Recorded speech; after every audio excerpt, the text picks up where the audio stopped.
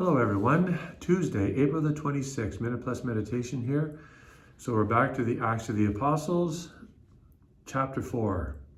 The whole group of those who believed were of one heart and soul, and no one claimed private ownership of any possessions, but everything they owned was held in common.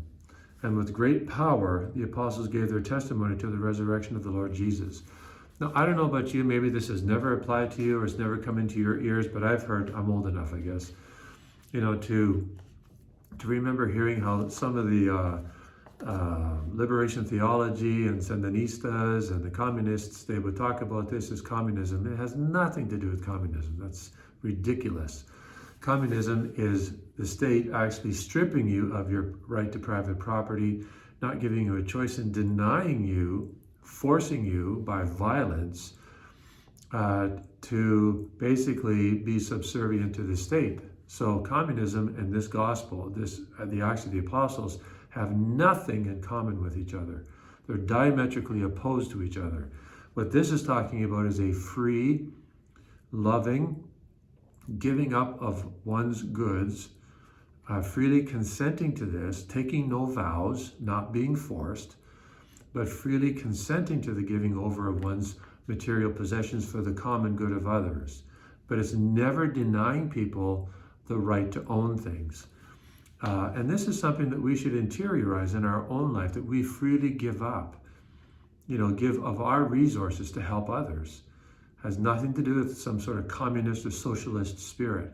In fact, people should not be enabled, as I've always said, because I was brought up in a kind of old way, fashioned way. Kids should never be coddled. They're cared for, they're loved, but they should always be given a sense that things are never free. Remember that. Nothing is free, right? The grace of Jesus Christ was not free. It would cost him his blood. And so children are taught. It doesn't mean they're not helped or aided or assisted, but they need to acquire this appreciation that things cost.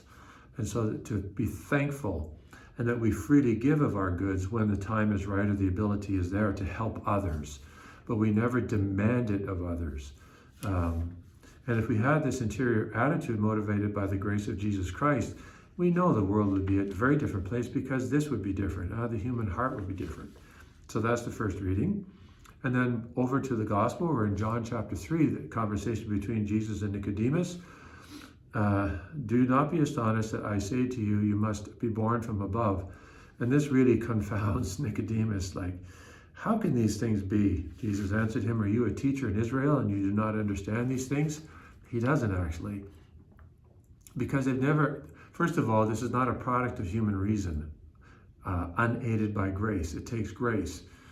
And so Jesus reveals to us, this concept of being truly born again, to be regenerated, that has to come from above. And that's what's truly, to be honest, because I'm not a biblical scholar, right now I can't say, it's never been said before, previous to Jesus, like in the so-called Jewish scriptures, what we call the Old Testament. But it certainly was a revelation to a guy like Nicodemus, and he was an extremely intelligent man. He knew the scriptures really well.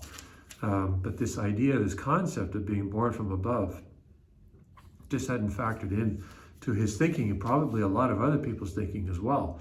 But this is what he's talking about, very truly. And he goes on to say, I tell you, we speak about what we know and testify to what we have seen, yet you do not receive our testimony. So Jesus is testifying to him, and he's in effect exhorting him and upbraiding him, for not opening himself up to really reflecting on what Jesus is saying. Not only Nicodemus, but he will, because he will become a disciple of Jesus eventually, but also his colleagues in the Sanhedrin. They're not opening themselves up to what God is wanting to say to them. So you and I, of course, need to reflect on the fact that we have been born from above. That is, we have been regenerated by grace, and to be so thankful for this. Never get used to it. Always try to be astounded by the mystery of what God has done for you and for me. God bless you.